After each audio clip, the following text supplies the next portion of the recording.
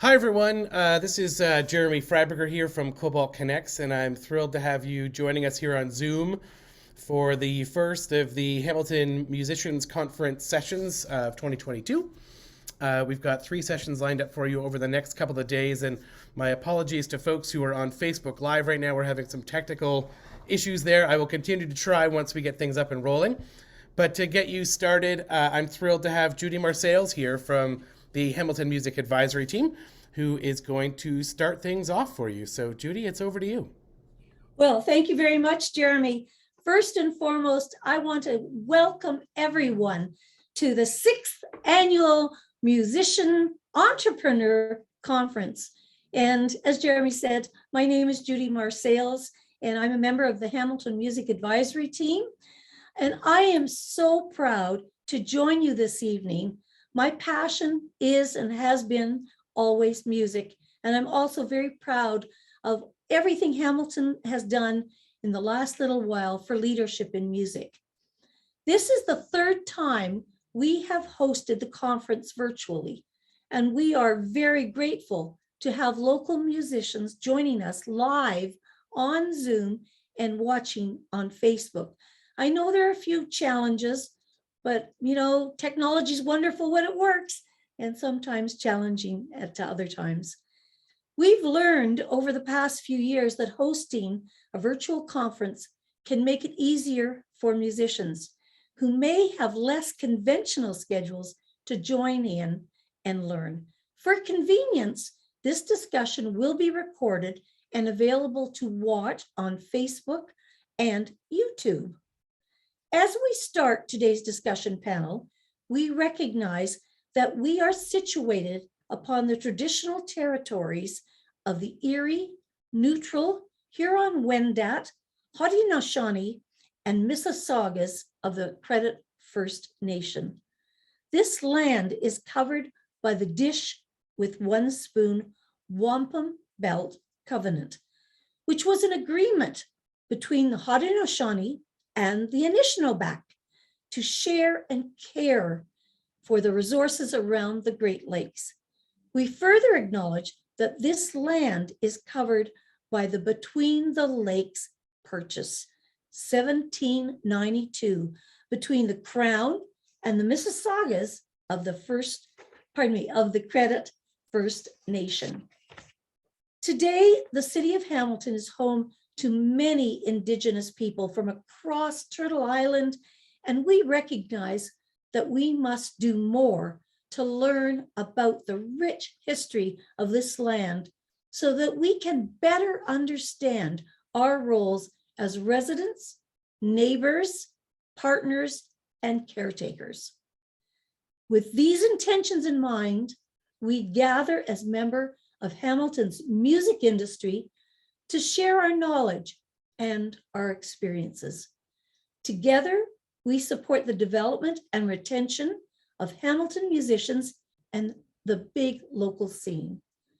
Musicians are recognized as core creators within the local music industry, and without you, the industry cannot grow or thrive. We thank you for your work, your creativity, and we want to see you grow and succeed as entrepreneurs and musicians, which is why we organize this annual professional development event. The annual conference is possible through the work of volunteers on the Hamilton Music Advisory Team and the Musician Conference Working Group, with the support from the City of Hamilton and, of course, Cobalt Connects. I will now pass it over to Jeremy Freiberger from Cobalt Connects to introduce today's session. And thank you for joining us. Jeremy. Thank you, Judy. Always a pleasure to see you. Thanks, everyone. I'm going to send Judy off into the ether there. There we go. Thank you again, Judy, for so much for introducing today's session and getting us all started. Today is session 1 of 3 over the next 3 days for the Hamilton Musicians Conference. And today is a new piece. But before we dive into what today's session is about, I'm going to launch a quick poll for the folks on Zoom. We want to learn more about who you are as artists and participants in this session. So if you've got a second to quickly answer our quick little poll there, it'll tell us a little bit more about who you are and who's attending, so that we can build on the success of this year and improve next year's session. There we go. We've got some people voting on the poll, which is excellent. Today's session is a new one added to the conference this year by the committee called Next Level. We really wanted to focus on creating some of the content in the Musicians Conference for a broad range of musicians, all different career levels, genres. But we also wanted to make sure that we had some content that was in this year's conference that was really focused on maybe more mid-career, senior level artists that are pushing and looking to get to that next level of their career. And we wanted to interview someone who had really sort of taken some new directions, had seen some real great success over the last maybe 3 to 5 years. And the committee talked about who that could be, what kind of artist could fill that role, and then also who is the person that could interview them and have a one-on-one interview that could bring you some really rich content, really focusing in on one person. So we're really thrilled to have Jamie Tennant, author, CFMU program manager, music aficionado, I would say, who's leading the interview for you tonight, and Nabi Bersche, who is from the band Ellevator. Many of you would know Nabi and Ellevator from both their performances here in town at Supercrawl, but they've also performed all over the country, down in the United States. I think they've gone overseas probably. But really great chance to spend some time with Jamie and Nabi one-on-one to get a sense of where her career is going. So thanks for those poll results, everyone. And the session with Jamie and Nabi was pre-recorded because both of them are extremely busy. So we won't be able to ask questions of them live during this session. But in the comments, both on social media and in Zoom, feel free to have conversation about what they're talking about. Feel free to post questions because Debbie Spence from the city's music division, creative industries division, and I will stick around after the interview, maybe to chat about what you heard and thought, and if you've got questions that have come out of that. And then we'll also gather those questions, and it'll help us inform what we program in the future with this session. So without further ado, I will pull up the interview with Jamie and Nabi, and we will get to watch that together. Coming up right now.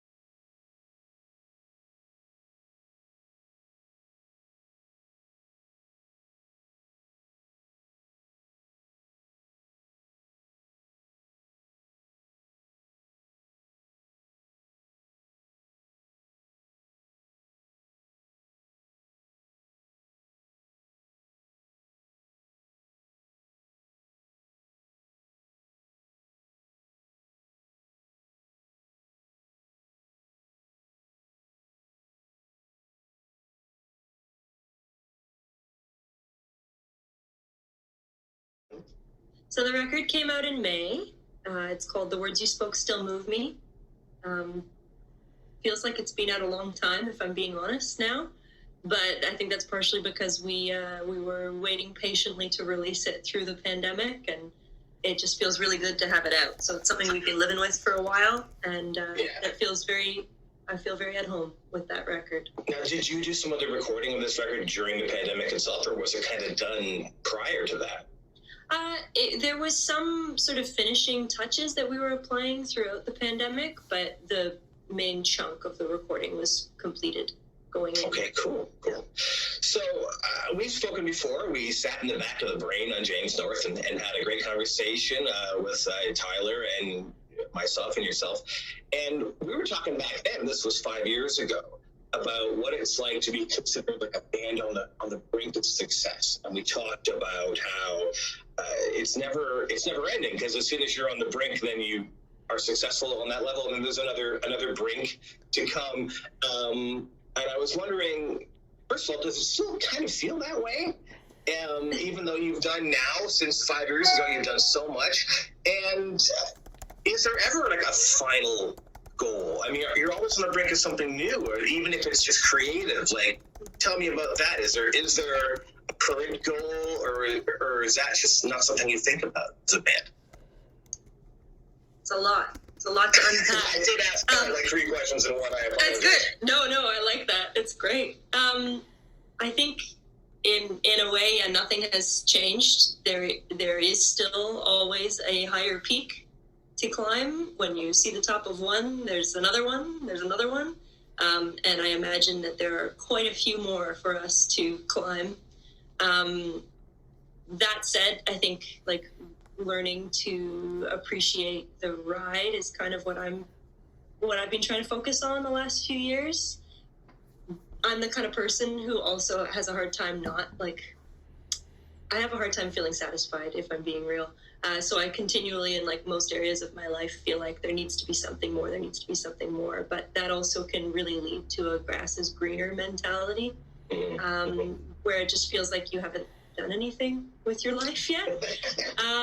And I don't think that's true. So I'm really proud of how far we've come, and I'm proud of the brinks that we have crossed. But there are definitely more to come. I think, is that answering all 3 of those questions? Yeah, absolutely. Well, you talk about that thing in yourself that makes you feel a little unsatisfied, and obviously that can be problematic. But you do need a certain level of that, I think, maybe as an artist, especially as a musician trying to make it, quote unquote, whatever that means, because you need that drive. You need that inner push, right? So obviously that's been very, very helpful for you in the career so far, I would think. I think so. I mean, I haven't lived without that sensation in myself before. So I know that's essential for me. Yeah. Sometimes I wish I were maybe a little bit easier to please, but I also think that that drive is part of what gets people moving. It's part of what like brings you where you want to go. I'm hoping, sure. And so far, it has helped. I think even like in terms of the band, I think that Tyler is even more driven than I am. Guitarist in Ellevator, and it's really good we all motivate each other to keep pushing and to keep growing as musicians and as creative minds and business collaborators, and that never ends, and I don't know if that ever will end, but I'm hoping to feel it still feels really new. It feels really new to me, so I haven't felt like I've really like settled in a comfortable position of like, it's just the usual. Well, another reason you need that drive too is because you're often in a band. You have to make big decisions, life-changing decisions. So we go way back now. You and Tyler were musicians in Guelph. Yep. And before Ellevator was born, you came to Hamilton, and that was based on, like, it was a career decision, right? Like to leave your hometown and come to a new town. Yep. Was that a really good move? Was making that kind of a big life-changing decision a good? I think I know the answer to this, but how was it a good move for you? Well, I think so. It's no secret. Tyler and I are married. Yes. We knew when we got married that we wanted to move somewhere fresh. Our families are from Guelph as well, and we just wanted to make sure we were pretty young when we got married. Tyler was 19, I was 22. Wanted to make sure we weren't nothing against our families, love them, but that's sort of the issue, is we didn't want to like stunt our growth as a unit by being too close to family. So we wanted to get out of there, and we were thinking about Toronto, back a decade ago, And we were recording with an old project at that time that Elliot Gwynn was also a part of, who's in Ellevator. We were recording in Hamilton at that time. And I remember we were here during an art crawl. We were here like pretty regularly for a few weeks. And during an art crawl, and it really, really impressed me. The city was just so impressive. It still is impressive, though it has changed a lot. I'm happy to talk about that if you want that opinion, but it blew my mind. And I think we were all like, we really wanted to be a part of what Hamilton was, what Hamilton is, and the art crawl kind of like won us over. I remember around that time when we moved here, we were playing Homegrown pretty regularly, and like the St. Hollywood and the Casbah and stuff. And there's just like there's a whole music scene that we were really wanting to be a part of. And I don't regret that. I think it was a really good choice. Frankly, we, in our consideration about like moving to Toronto, and then we kind of fell in love with Hamilton, and we were like weighing those again about a decade ago. Hamilton was also like so much cheaper, so much cheaper for rent, and that was a big part of what won us over, alongside the arts culture here. We rented a house together as a band and some other friends, and it was. I think that I will probably, if I don't already, look back on those years as like the golden years of my life. That's cool. So no regrets. No regrets at all. You really alluded to this, and there was a question that came from the public as well, and that was, maybe it's a tough question to answer because the pandemic's made everything so wacky, but has the scene in Hamilton changed, do you think, over time?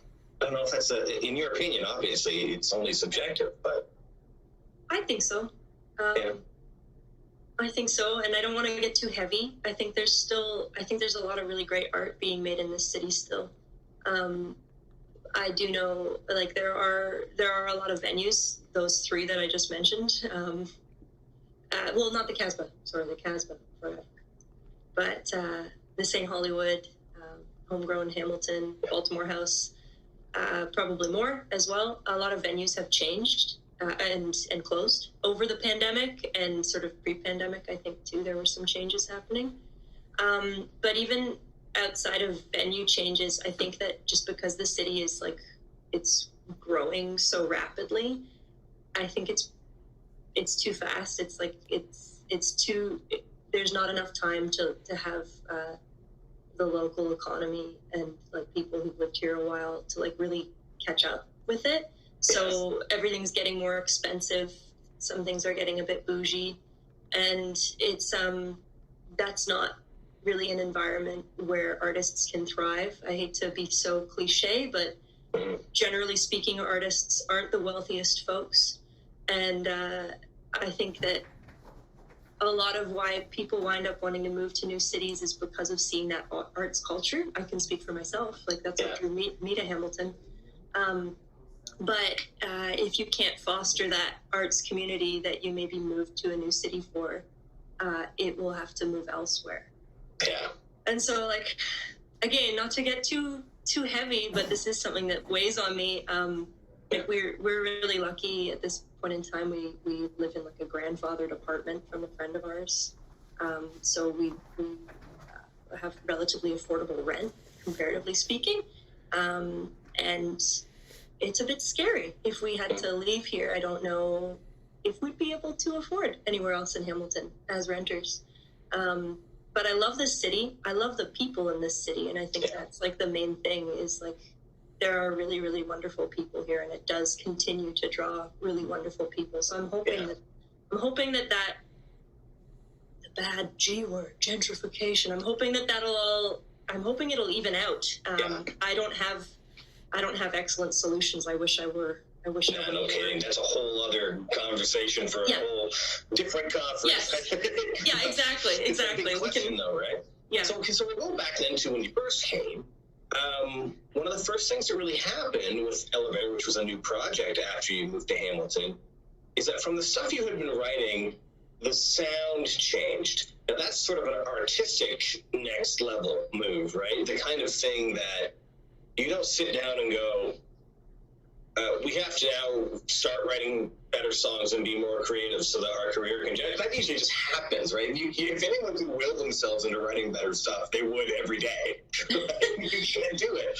But tell me a bit about that process when Ellevator was born and you recognized you had a new sound and a new vision. I mean, that's an exciting sort of moment of synthesis for musicians or two musicians or however many people to come to.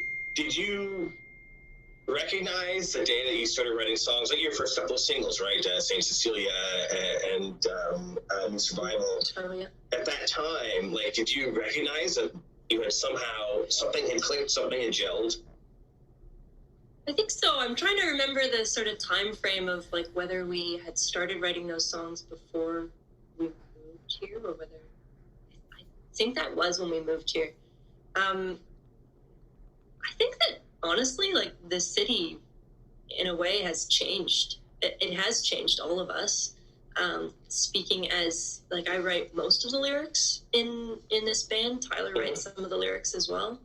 But lyrically speaking, I think the subject matter really changed, and some of my emotion going into songwriting changed moving into this city. It wasn't the easiest transition moving here. We moved from Guelph, which is a lovely place, albeit maybe a little bit boring. Very, very safe, and just ultimately like very different than Hamilton. Hamilton is the biggest city I've lived in. And moving here, I didn't really know many folks. Made some friends who are still my friends. Again, no regrets. But I think like anybody going through a big move, it changes you. And there was some deep loneliness. There was also some anger, and there was a lot of depression. And that comes through in some of those lyrics and that subject matter. But I think also musically, I think we got a little bit more rock and moved a little further away from like folky roots. Not that we were ever a folk band, but I think we really learned how to write together around that time. It was a lot less of me bringing a song that was like maybe almost complete, needing finishing touches, and we started like writing from the ground up together. We'd done that before, but I think we got really practiced at that when we moved to Hamilton. Right. Now, your first, when you finally decided to record some of this stuff, if my memory serves me right, you worked with Mike Keir at Threshold, right? Yeah. How was that experience? Like, you're a young band, like really young, actually. You really started the whole project of Ellevator not too long before, a couple of years, maybe? Yeah, I think it was 2017. Yeah. So how was that experience? What was it like working with like a local guy like Mike? And was there anything that really sticks out that you learned from that experience? Oh, for sure. I think, first of all, it's kind of a cool thing with Mike Keir. When I was probably, I think 16, I came to Hamilton to the studio that Mike was running then with Glenn Marshall, Vibrator. And we did a weekend of demos. This was before I really knew like anything about recording. I just knew I wanted to make music, and we were just trying it out. It went well, but I didn't wind up working with them at that time beyond that weekend, but I got to know Mike then. And then it was pretty cool reconnecting years later with him, like maybe almost a decade later, and Seeing him in his new studio in Threshold. And so, yeah, it was cool to reconnect, and it's been really special having him in my life. I will speak to that. But I think this might be a bit broad. I really think we learned a lot with Michael Keir because, again, it was sort of our early days. And it was our first time working with someone as in like a co-producer role. So we still had a lot of we had permission, not that there isn't permission if you're working with a producer, but it was like established that we were co-producing, which was really refreshing and a really neat way to learn how that's done.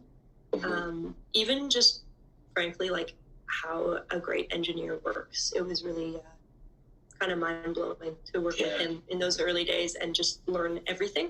Yeah, sure. Well, do you think that, is that an important thing for bands to learn? That's a really great question that I hadn't thought of before. It's like, the bigger you get, the more likely it is you're going to be co-producing something. Like if you do end up getting any kind of deal, like the label's not going to go, yeah, do it yourself, you're awesome. They're probably going to have you connect with a producer. Is this something that you think is a great ability to have, the ability to learn at a young age, the band's young age, not necessarily the people, to work with a co-producer?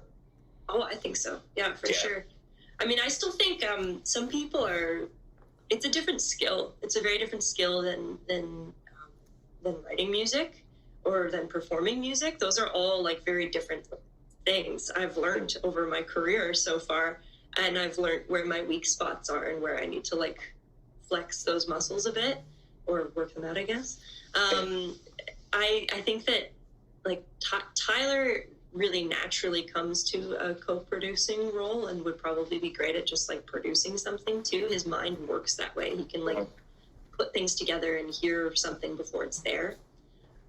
To be very honest, I don't know that I really have that skill naturally. So it's been good to learn that skill, even if for no other reason than to just be able to advocate for my own opinions, to like know when I hear something, even if it's someone else's idea, to be able to say like, yes, that's what this song needs, or no, I'm not a fan. Well, it's got to be a fine line, right, between staying very true to your artistic vision and, on the other hand, being a little too precious about your own work, right? Yes. That's got to be hard to figure out which side of the line is what. Oh, for sure. And I think I've definitely leaned overly precious for most of my career. But I also think that being overly precious is like a quick way to do nothing. I'm learning about myself because, I forget what this quote, I'm terrible for remembering names and facts and all those things. But again, Tyler often has quoted something to me when I have been writing like a lyric or something, and I've been wanting to save it because I have like multiple notebooks of like random things jotted down, and sometimes they remain untouched or like unused for years and years and years. And sometimes it's because I'm like, oh, it just doesn't feel like there's the right spot for you, or like, oh, I don't want to use it on that because it's not special enough, or something like that. I'm sure you would understand as a writer. Absolutely. Yeah.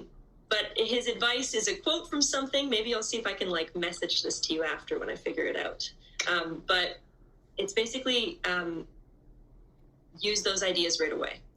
Don't hold anything for too long, because like there will be more. There will always be more ideas. Creativity isn't limited. It's not this thing that like you have and then it's gone.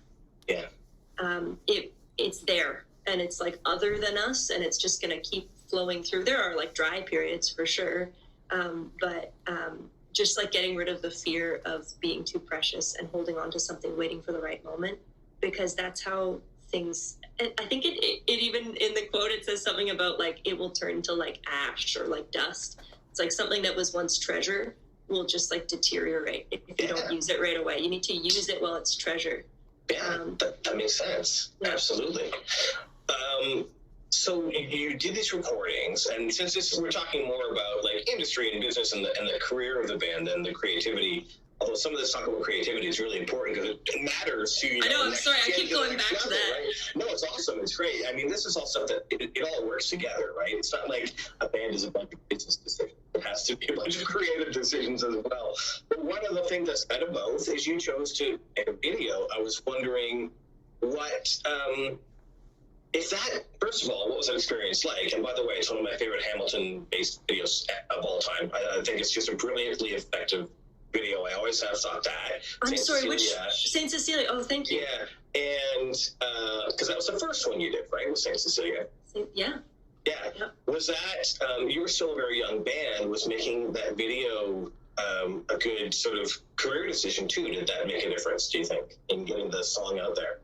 I think it totally did. I mean, at that time, I feel like I don't have the perfect language for talking about, first of all, just to like clarify for the rest of this conversation, I don't know the right language to talk about like different levels of success. I can't help but feel a little bit rude even talking about myself that way. But there are just levels of success, and I will just say at that stage, like, we had a smaller fan base. We had fewer streams on, Spotify, and like, smaller wins were bigger wins than to us. But I will also say that that video still remains, I think, one of my like favorite things that we've done as a band. And at that time, we didn't really have a budget. Like, it was very, very small, just from our own pockets. And we made that video with our friend Dave Ross, who's a Hamilton filmmaker. He actually moved out of town, but he's back in town now. Really talented, and we basically just like did it on a shoestring with a whole bunch of friends volunteering. There's like, if you've watched that video, there's like lots of hands that come into frame and stuff. And those are all just friends of ours. It was all, it was one shot.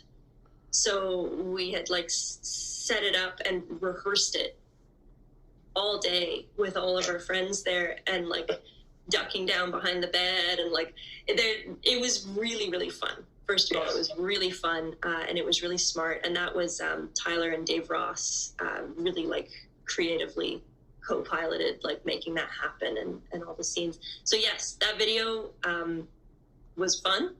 We did it cheap, was important, and I think still I still have people talking to me about that video all these years later. So I think something worked with it. And I'd say, like, if you're a band and you're looking for something to propel you outside of playing shows and recording music, I think music videos are important. I do also think that you can do them for really cheap, especially with like all the nice cameras we have on our phones and things these days. And it's also it's just important to have them, like, I don't know, have some sort of, I don't know, emotional resonance or like message. And I feel like that video got that across for me. I still watch that video if I need a little bit of encouragement for my own career. No, it's fabulous. I totally understand why you would do that. Thank you. Yeah, self-referential, but it helps sometimes. Well, absolutely, right? Yeah, for sure. But now that at this point now, after that comes out, like, you're starting to establish yourselves. Your writing continues to tighten and improve. And you're like a Hamilton band, right? But of course, that can't be a career. It can be something fun to do on weekends, right? But it's not going to be a career. There aren't enough venues. You obviously have to, at some point, reach out beyond your community. And we'll talk about your label and your management in a little bit. But how did you first, and I'm sure other musicians will want to know this, like, what steps did you take? How did you first reach out beyond the immediate community that you were already, it's easy to get comfortable with friends and fans and venues that you know? And what were your first steps outside to try to get notice from other people? I think the early steps, like pre-management for us, I think a lot of that was pretty much owed to the music community, and like even, meeting people locally, and that whole thing about, 1 degree of separation, or however many it's supposed to be, is really true in the music industry. It's such a small world. And pretty much any opportunity we've had to date has been because we've like known someone. And again, language sounds really rude because people are important, but not necessarily from someone that like has like an important title or who has like worked with anyone who's like, what? Mind blowing. But knowing people locally and being friends and colleagues, they connect you with other people, and that's community. And even if a lot of it is like at a distance online over the phone, it's still really real. So I do think it's really important to utilize people in your community. Which is not the same as like, you know, only if you're really getting, right? Like I'm sure some people would think like, some people are very bad at I hate using the word networking, but I can't think of another word. There's a reason it's a word, yeah. What you said in there, it rings very true, is that you're not schmoozing or networking or being businessy. It's a real thing. That's what you said. You used the word real. And it is, because people like you, they like your music. Yeah. And I found this out in the lit world, in the book world, 100% true. That it's not in any way like a schmoozy, networky thing. It's just real people sharing their enthusiasm with other real people. And if you're 2 degrees separated, then someone 2 degrees away is maybe going to be able to help your career. Exactly. Yeah. And I mean, I think that's the funny thing with like schmoozing or networking, because, and like the businessy language and stuff, that is real. And like, I'm not going to name any names, but there are people that like you can tell who's in something because they enjoy it, because they believe in it. And you can tell when someone enjoys the art that you make and they believe in it. And I'm all of my previous, I can't think of this word either. Preconceptions? Preconceived ideas. There you go. That's the one. Preconceived ideas about the music industry were kind of based off of like movies I had seen. I'm thinking about like, I don't know, what's that movie? But the kid who like goes on tour with the Rolling Stones, not the Rolling Stones. Almost Famous. Almost Famous. Yeah. That kind of thing. And I mean, that's about another era, and I'm sure there's a lot of truth to how that like represents that time. But my idea of the music industry was kind of like the more successful you get, the bigger. Can I swear on this?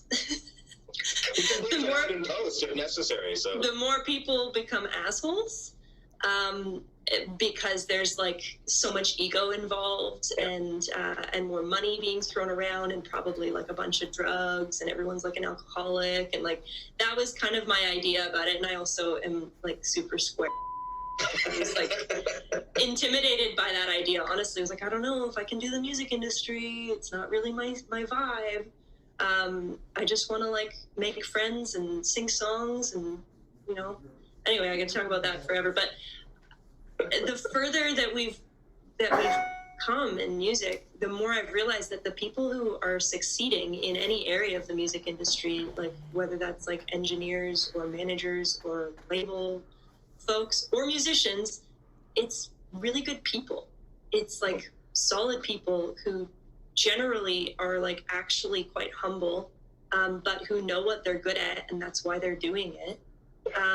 And who like believe in other people or don't, and then they don't work with them. So it's kind of blown my mind, and it has humbled me to realize that that the higher up you get, it's almost like it's calling some of the folks who maybe aren't in it for the right reasons. It's what not a cool thing to realize, though, right? Like, what a cool, unexpected realization to have, basically. Yeah, it's nice. It's nice to be in good company. Yeah, for sure.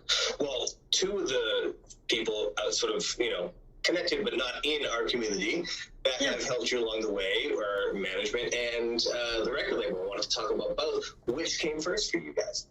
So management came first. Okay, and that's Eggplant, right? Eggplant, yep. Claire Rosenbaum is Claire. Yes, of course. Now, how did that connection get made, and was it an easy decision to make? Because going with management is an intimidating thing. And again, you've seen the movies, and if some guy comes in and blusters his way through and says, "I'm going to make or whatever ridiculous thing," right? Yeah. Tell me how it happened and how you knew it was the right move. Well, again, I was really skeptical about having anyone else on our team. I'm skeptical about collaboration in the first place. I'm a precious, precious person who likes to do things alone. So being in a band has been challenging, but I love these guys. I trust them. They're excellent collaborators. They're friends, they're family now. And I feel that way about Claire, our manager, now too. And that's actually an interesting thing, just talking about the degrees of separation and like valuing your local community too. We actually met Claire through Michael Keir. Okay. Michael Keir was working with a band called New Hands a while back. They were great. They were great, yes. Yeah. And Claire managed them briefly, or Eggplant managed them. And so Michael Keir kind of helped facilitate that relationship with Claire. She came and she saw us play a few times. We met, we talked, and I mean, we were pretty instantly won over. I can't speak for her, but it felt really natural and really right, and like instant trust there with her. And again, just like amazing person. So yeah, that has really changed our game, having Claire on our team. For people who don't really understand even what it means to have a manager in really like as broad terms as you can state, like what does Eggplant do for you? So I think for younger artists who are watching, they might not really even understand what it means. Right. I mean, I think in this might sound kind of dull, but it's actually pretty powerful for me as someone who like gets pretty overwhelmed by online communications and like needing to juggle a lot of different people. She handles a lot of the administration of our band, like actually organizing things for us, getting in touch with people, responding. She's a filter for us in a lot of instances. So it means that I don't necessarily have to be the one to say yes or no to things. I can send it to Claire, which also, like, socially speaking, I can get a little bit anxious about like how I come across with people, or like not wanting to hurt someone's feelings if I say no and it's just not the right opportunity. And she does that for me, which like takes a huge weight off and allows me to make music. But beyond that, she advocates for us. She goes to I can't think of the right word. It's like the equivalent of like seminars, I guess. Like she'll go to meetings, to events, to talk about our band with other peers in the industry. She arranges like shows for us, like talks to promoters, talks to booking agents. She is kind of like, she's the throughway for most things. And that's huge, though, because that kind of stuff, I mean, a lot of bands think, oh, I can do that myself. And you can. You can, yeah. But it's a lot of work. And again, I mean, that's a whole other thing that, like, within the music industry, I'm still learning this, but there are so many different roles that need to be fulfilled. And I know there are bands who do all of them themselves. And on one hand, I really admire that. But I also think that's not for everybody, because we aren't all skilled at everything. And it's the same thing. Like, I don't know, this is less romantic, but like, I don't know how to fix my car. And I take it to someone who I trust, and they fix it, and I know it's going to run. And that's the same kind of deal with the music industry, is like separating it into the different things that make it a career, and realizing that like having a team can be really helpful to move you forward, so that you don't have to do all that yourself, because you might not even be good at it. For sure. And a big part of the team, of course, is arts and crafts now. Yes, for sure. What did Eggplant make that relationship happen, or was that a separate thing that happened through you folks directly? That was definitely facilitated through Eggplant. And through Claire. We knew the time had come where we wanted to be on a label. So it wasn't like the 1970s, I'm going to make you a star, kid, like the label representatives show up in the venue or whatever. We did some showcases for a few different labels, arts and crafts. Some people from that label came and saw us play a few different times at different shows we were playing. And we just had conversations We had conversations to see if it was a good fit, and it was. And here we are. And we've got a license deal with them. Which is great. And they put out, of course, your first EP. Yep. Right?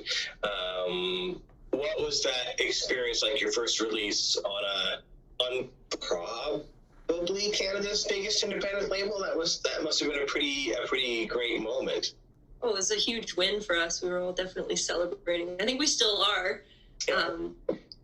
I'll speak for myself again. I kind of grew up under a little bit of a rock, and I didn't like watch music videos or know what anyone looked like who I listened to. I didn't know any labels or names, and I did know about arts and crafts.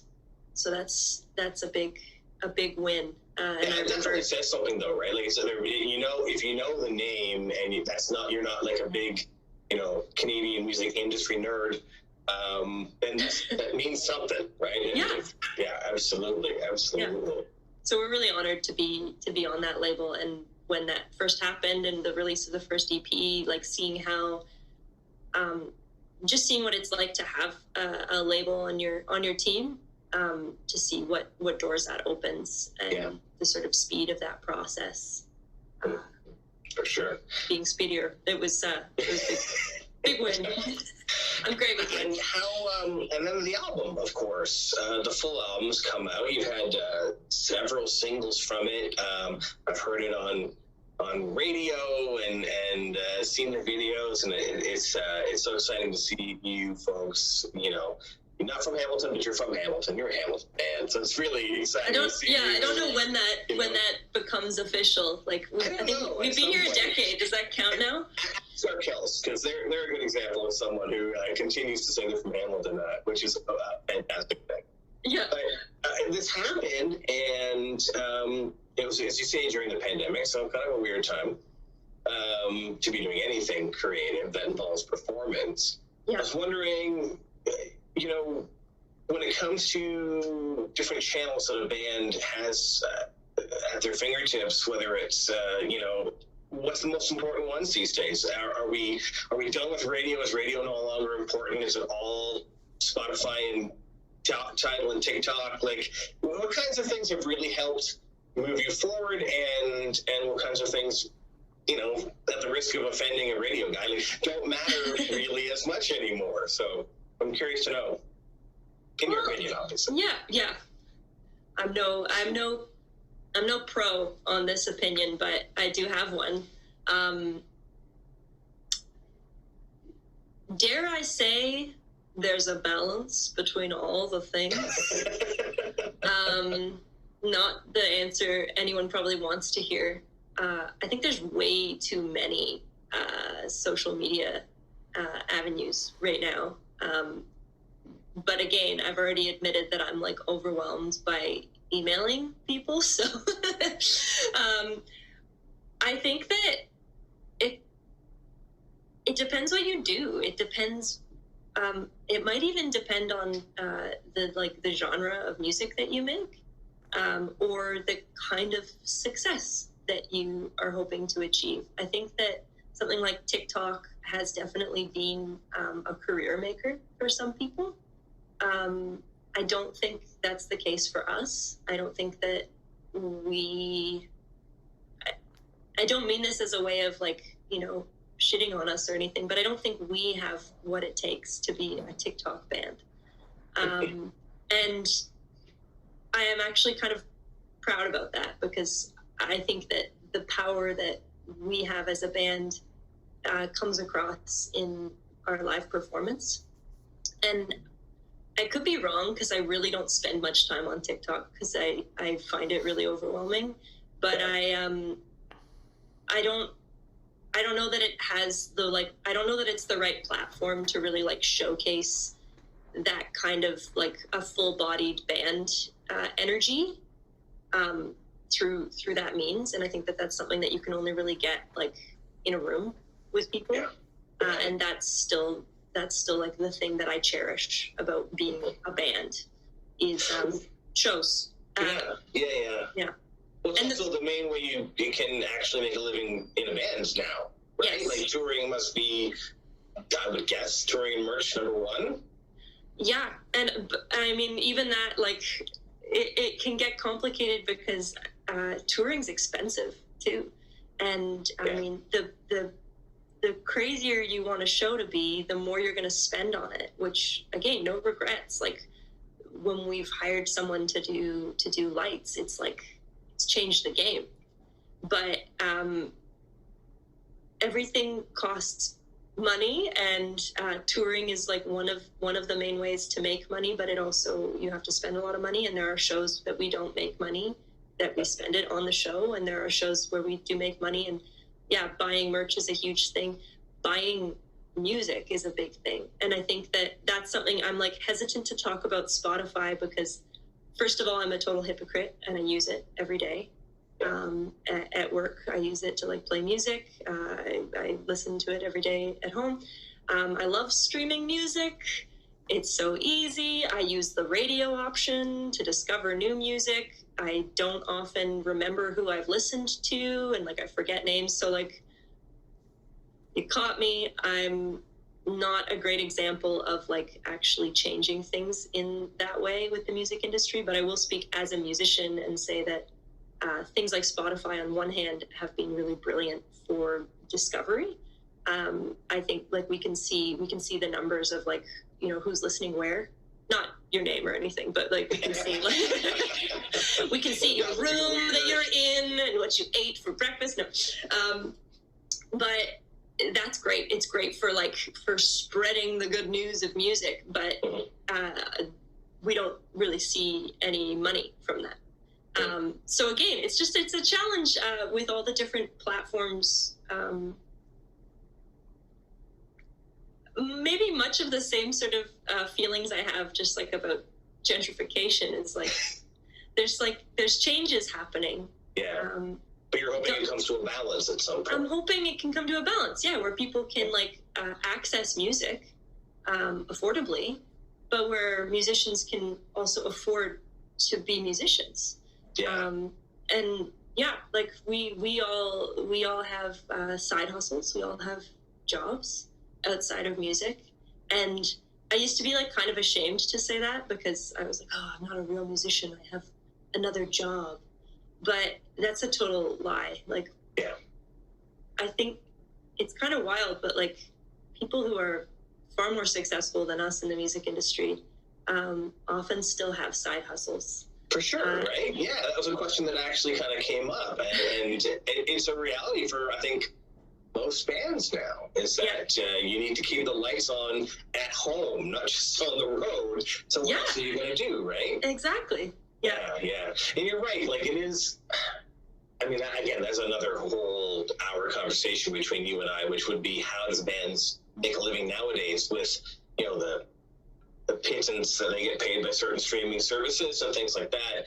I kind of get away with it for me, because, like, you know, I bought your vinyl, so I think I can go ahead and listen to you and I pay for Spotify, so now I can go ahead and listen to Spotify, and I feel okay about it. Oh yeah. But not everyone does that, right? Of course, or else bands would be making a lot more money in music sales. So. Yeah. And I mean, there's also it's a challenging thing. I'm just defending myself now as someone who uses Spotify, and like, I mean, I pay for it monthly, but I do buy physical music sometimes. But again, if I'm being pretty real, it's usually just from like people that I know on like a local level. It's like physical friends of mine that I will like buy things from.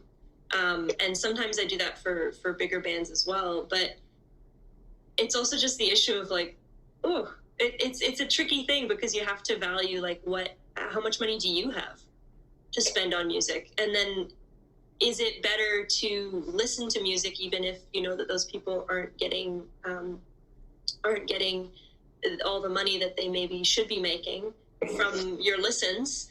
Or is it better not to listen to them, and then, like, you know, because you can't afford to buy their album? And I think I would rather people listen to my music than not. Like, I'm not giving the whole world an out on this, but I would rather make no money and have my music be heard. Yeah. then, Yeah. you know. Absolutely. Well, here's it kind of sort of segues into a question, another one that was brought out by, I'm not sure if it was the public or staff here at the conference, but the question was, you've played all these shows, Super Bowl, you also the Coachella. We actually have not played Coachella. That was on the list, right? I saw that, yeah. I didn't Sorry, see I it could have flagged that. I saw it on the list, and I was confused. But nevertheless, the question behind it still remains important, and that is about breaking into the U.S. market. Right. Now that the band has signed a deal in Canada, and people, and I think you, correct me if I'm wrong, but I think you guys would do pretty good on a coast-to-coast tour. I think your name is out there enough. But of course, the second you dip an hour south, it's a whole different, maybe 2 hours, because there is that border love of Canadian music. That's true. Yeah, right? Let's play Buffalo. You're going to do great. Breaking into the U.S. market, has it started to happen? Is it going to happen? Is it something that anyone cares about? I'm curious to know. Yeah, I mean, we have dabbled in playing through the States. We have mostly had experience doing that opening for bigger acts. Right. And I think that's something I'm like super grateful for, is just the opportunity to open for other people who have already paved a bit of the way. And again, that's like relying on the musical community, and that's all built into the structure of touring, is like bands need someone to open, and that can be like a wonderful collaboration on the road too. And you played some cool bands too, from what I remember. Yeah, I mean, we opened for Banners through the States, and we also opened for Amber Run a few years back. All these lovely UK boys. Yeah. Yeah, and that is that's one way to like really grow your audience, is to open for larger acts. So we're hopeful for more opportunities like that in the States. We've played a couple headlining shows in the States with varying, degrees of success. But overall, like, I feel really, really good about them. And we've seen growth even just in the last like couple years. Like the last run of dates we did, we played South by Southwest. I'm wondering if maybe that's what someone was maybe mixing up with Coachella. Could be, yeah. And that was... People was Coachella, man. Like, that was gonna... Yeah. Coachella was great. Coachella was so great, I don't even remember it. But South by Southwest was awesome. We had a couple more showcase opportunities. Our manager like lined up while we were even there. So I think we wound up playing 4 or 5 shows, and we went down there thinking we were just playing 2. And it was great. We met a whole bunch of really cool people. We listened to a lot of great music. We made some new fans. And then we toured back, on our way back home, we toured through the States. And some of those rooms were really full. Nice. Which is really encouraging, because I had no idea. So even, you can see the growth when you open for someone else, and then you come back through that town, and people come back to see you. Yeah, well, you can't know either, too. I mean, I was just reading a Rolling Stones biography about how their first tour was a disaster, and then they, one tour, and they finally came back to the States, they just suddenly went, this is where we're playing, and then they filled their, we filled this room? Like, what the, like, right. It's a big surprise for you, right? Yeah, for sure. Yeah, that's cool. So I think it is really important to play the States too, and just like speaking as a Canadian band, I think that it's one thing to get stuck in your hometown, and I think it's a whole other thing to get like stuck in your country. And we have not broken through yet, but that's definitely that's a goal. That is a goal for us. That is a peak. Because I mean, there's nothing wrong with with playing locally if that's what you want. And there's nothing wrong with sticking to Canada, but I do think that like Canada has a pretty vast and a pretty incredible music scene. A lot of really talented people, but it's also easy. I think it could be easy to get like insular, to just like be a Canadian band. And it's kind of wild, like some of the legends, I'm not going to name, but like some of the legends you mentioned when you're in the States that are Canadian, people don't know. Yeah. People don't know these names. For sure. But there's also no shame in, like, there was a great book by Mike Barclay about the tragedy of the hip and Gord Downey. And they talk about how everyone always says that the hip never made it in the States. But the hip could fill sizable rooms all across the States. So we're making it mean, right? Like, if you could do a successful tour where you play to 500 people every single night on the tour, is that not, like, a pretty great level of success? I would think so. I think so.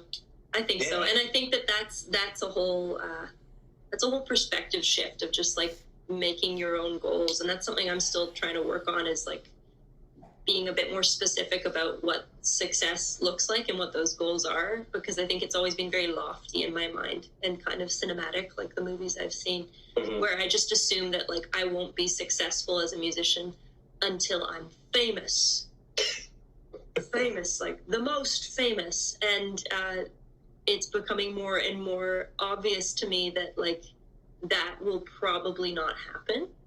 And that doesn't need to be discouraging, because I think there's a lot of different ways that success can look. And I think the main thing, if I'm being real, is that I would really love to be making music full time. I would love it if I could make my living from music. And I still think there's hope for that, but that's the goal, and that's what we're working toward. And that might look like playing for, like, 500 cap rooms regularly, rather than, like, a couple thousand. 5,000, 50,000 or whatever. Yeah. And also, frankly, like, I don't think I'm sugarcoating this to, like, trick myself. I genuinely mean this. The shows that stick with me and that, like, move me and keep me going tend to be a little bit smaller, and are the ones where people are, like, close. And often, like, smaller venues kind of encourage that. Like, stages aren't as high and people are a little nearer, because that's the shared experience. And that's, to me, that's the point. That's the point of live music, at least. And, like, I think recorded music has a whole other purpose. But I like shows, and I like being close to people, and I like seeing what I'm saying enter their brains, and I like hearing what people are saying to me. Anyway, it's communal. It's a community thing. And as long as that can happen. We're almost out of time here. Okay, sorry. No, Keep going. That's great. You've actually dovetailed into what will probably be our last question, which is, and I think you might have already answered it, but we can go over it again. Through all of these moments, you've had a steady progression as a band, but obviously there are plateaus where things don't change, and there are things that maybe you tried to get and didn't, or things that you did get but didn't think you would for a long time. What is it that you use to get through these times, to keep yourself, not like eyes on the prize kind of thing, but kind of like to keep yourself motivated and positive and encouraged? And it sounds like what you just said, one of them is to reconnect with the music and the audience. Is that the most important thing? Are there other ways that you guys can stay positive and not get discouraged? Because there's always times of discouragement. Yeah. I mean, I think what I was just saying about, like, audiences and live shows and connecting again to the music you're making, that is huge. And that is, like, maybe the biggest thing for me to keep me encouraged. I also think it's, like, I do rely on my musical community and the people I know who are also making music, because it turns out that everyone kind of feels the same, no matter, like, what level of success you are at. Everyone has wins and losses, if you want to call them that, or, like, disappointments. And it has been a pretty weird couple of years, and the music industry is still reeling from it. It's been really encouraging, not to know that other people are having a hard time, but to commiserate at times. It's good to have people you can, like, be safe to commiserate with. That's really helped me. And I think that's just, like, a human thing. It's helpful to, like, have things in common with people if you're going through anything in life. So, like, if you don't have that, maybe find a community. Maybe find, like, one other person that you can talk to who actually understands, who's going through it as well. I also think this is something we're trying to put in practice more recently as a band. Keep writing, because like we're really proud of the album we put out. We're proud of the momentum that it's had, and it's still going. But that doesn't mean there aren't moments of discouragement still. And it's important to remember, like, however much I love what we've put out, I think that we have yet to put out our best. And that's kind of how I feel about creativity and work, is like, again, trying to learn how to be satisfied in the moment. But I do think that a bit of that drive is helpful to continue to want to create, because if we've arrived, then like, okay, we've arrived, we're done. But we haven't. And if you're feeling discouraged, sometimes that can actually help to create more, whatever kind of art form that is. But for music, for us, that's like getting together semi-regularly in a room, trying to write, making some new songs, feeling inspired by each other, and remembering why we're doing what we're doing. Yeah, and that's the main thing, right? Look, Nabi Sue, I am not exaggerating or being interview guy when I say this has been a delight.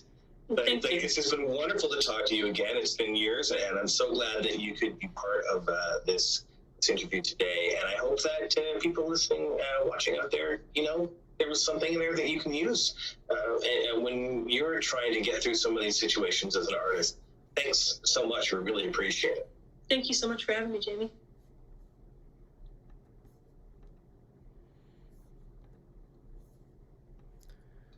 Well, there you have it, everyone. The next level interview with Nabi Sue Bersche of Ellevator and Jamie Tennant, our fine friend from CFMU, the station over at McMaster University. As you noticed, we had some technical difficulties. I had to duck out of watching the chat while we let that video run, so that I didn't have my chat open the entire time on your screen. We've got some silly things going on with Zoom, but just taking a quick look here to see whether there are any questions lingering in the Zoom. I don't see any, but I see that Debbie's kept up with everybody. A couple of reminders. We've got some more conference coming up over the next couple of days. So I want to remind you that we have tomorrow, we've got the Keeping It Together session with Brad Germain from Golden Feather, Jocelyn McIntosh from the Belays, and Alif Mahdi from Nesquik. Really great session coming up there. I am sure it's really all about sort of that work-life balance. Nabi touched on that a fair bit, of just like, how do you keep all of those plates spinning while trying to keep a band together? And what does that really look like? How can we do that better with each other? And then we also have, coming up on Wednesday, we have our final session, which is called Breaking Out. I'll share that one with you. Breaking Out. Which is really about, and again, like Nabi's interview touched a bit on this as well, we've got a handful of folks coming in to really chat about what does it mean to get that first gig outside of your own community, or how do you level up from the bar to the concert hall? How do you get on your first tour? So we've got some really great folks coming together. Chrissy Hearn-Morrison from Basement Revolver and Matt Paxton from Bridgeworks to talk about that and how you can learn from their experience having done it themselves, but also being at venues and being technicians. A lot of those folks play multiple roles in our music community. And final reminder, just to follow the City of Hamilton's City of Music accounts on Facebook and Twitter and Instagram. Very easy to find. One's got an underscore, the other doesn't. Great place for you to find out what the city is working on in the world of music and fashion, and a handful of other creative industries disciplines under Debbie Spence. And to stay tuned of what's going on with the conference, we will be posting these videos on their Facebook page and on YouTube over the coming days. So I hope you get a chance to see those again, share those with others. And the other sessions are live. So unlike this one where it was pre-recorded, the upcoming sessions tomorrow and Wednesday are with live guests where we can actually take your questions and share them with them and get some direct feedback and conversation going. So thanks very much, everyone. When we close out this this session tonight, you will be prompted to take a short survey just about your experience with this session and what you look to see us doing in the future with the Hamilton Musicians Conference. Thank you once again, everyone. Nabi, Jamie, Debbie and Gang and Judy Marcels for joining us, and for all of you for tuning in. That is our first session. Have a great night, everyone.